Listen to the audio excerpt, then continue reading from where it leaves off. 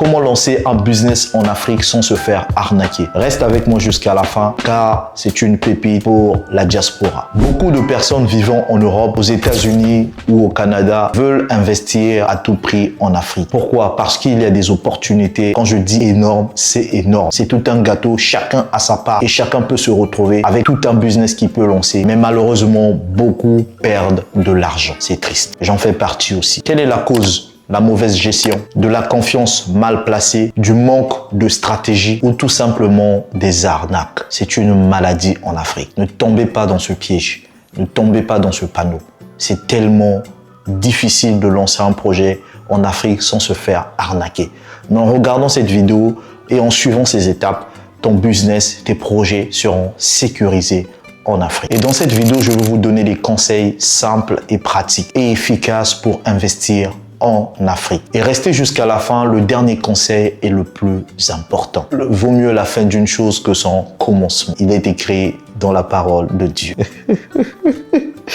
La première des choses, comprendre la réalité du terrain. Ne lancez jamais un business en Afrique uniquement avec des informations que vous avez récoltées à travers les réseaux sociaux, à travers les pages Facebook, à travers les pages WhatsApp ou TikTok. Ce que vous voyez sur Facebook, WhatsApp ou TikTok n'est toujours pas réel. Chaque pays est différent. Cameroun, Côte d'Ivoire, Sénégal, la République démocratique du Congo, le Congo, les lois, les taxes, les mentalités et les opportunités ne sont pas les mêmes. Voici le conseil. Avant d'investir, faites l'étude du marché. Simple. Quel problème vais-je résoudre? Qui sont mes clients? Combien gagnent-ils par exemple? Et qui sont mes concurrents? Très important. Un business qui marche par exemple en France ne marchera pas forcément aussi en Afrique. Nous sommes bien d'accord. Et la deuxième, ne jamais envoyer des grosses sommes sans contrôle. Beaucoup des membres de la diaspora envoient des grosses sommes. 5 000 euros, 10 000 euros, 20 000 euros, soit à un ami, à un cousin, à un frère, sans contrat et sans preuve et surtout sans suivi. Et après, le business ne démarre jamais. Triste nouvelle. Je l'ai vécu, hein.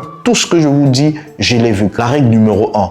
Toujours commencer petit. Testez d'abord avec un petit montant, vérifiez la gestion, demandez aussi des preuves. Et la règle numéro 2, toujours avoir un contrat écrit, noir sur blanc. Même si c'est votre famille, même si c'est votre frère, un cousin, une tante, le business et la famille sont deux choses différentes. On ne mélange pas le sang et l'argent. Très dangereux, très glissant. Ne pas confier 100% du contrôle. Voici l'erreur fréquente. Je suis en Europe, donc je laisse tout à mon cousin, à mon frère, à ma tante ou à ma mère ou à mon père.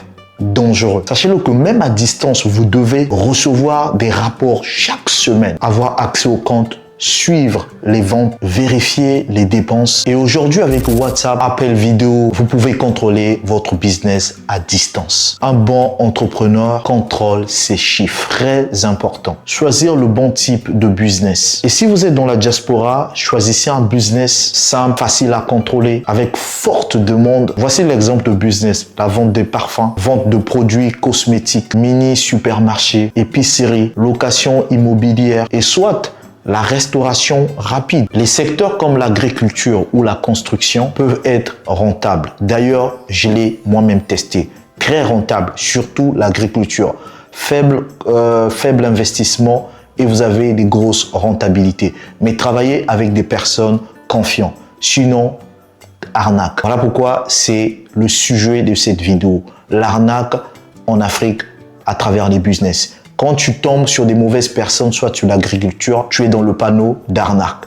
Donc, collaborez avec des bonnes personnes qui peuvent gérer ce business à distance et vous aurez des résultats. Car ces secteurs comme la construction ou l'agriculture, c'est des secteurs où il y a plus d'arnaque. Commencez par quelque chose que vous maîtrisez, que vous connaissez vous-même, du lancement jusqu'à la fin. Vous savez comment ça va finir, comment ça peut se passer et vous n'aurez pas peut-être des voleurs qui peuvent voler sans que vous vous rendez compte.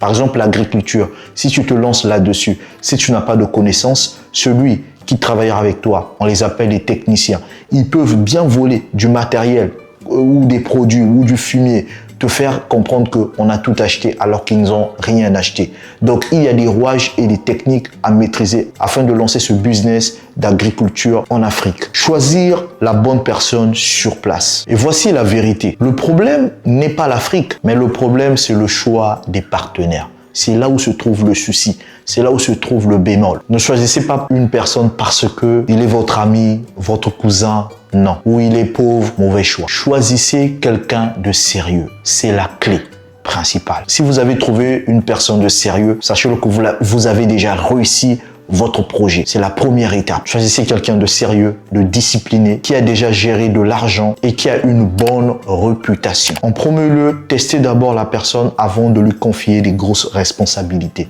Très important aussi. Et n'oubliez pas de formaliser votre business légalement. Deux fois, des gens se disent qu'en Afrique, je peux lancer mon projet comme ça. Mais non, même en Afrique, il faut être légal. Créer une entreprise déclarée, un registre de commerce, avoir aussi un compte bancaire professionnel. Cela protège votre argent, votre réputation et votre avenir. Un business informel attire des problèmes, des ennuis, des soucis. Si vous êtes dans la diaspora, écoutez bien. L'Afrique est une terre bénie, une terre d'opportunités. Oui, mais les opportunités profitent aux personnes préparées. Ne soyez pas émotionnel, mais soyez stratégique. Commencez petit, contrôlez tout, choisissez bien vos partenaires, formalisez votre activité et surtout, investissez avec intelligence, pas avec pression familiale. Et si cette vidéo vous a aidé, abonnez-vous, partagez à quelqu'un de la diaspora et dites-moi en commentaire dans quel pays voulez-vous investir. On se retrouve dans la prochaine vidéo. Que Dieu vous bénisse.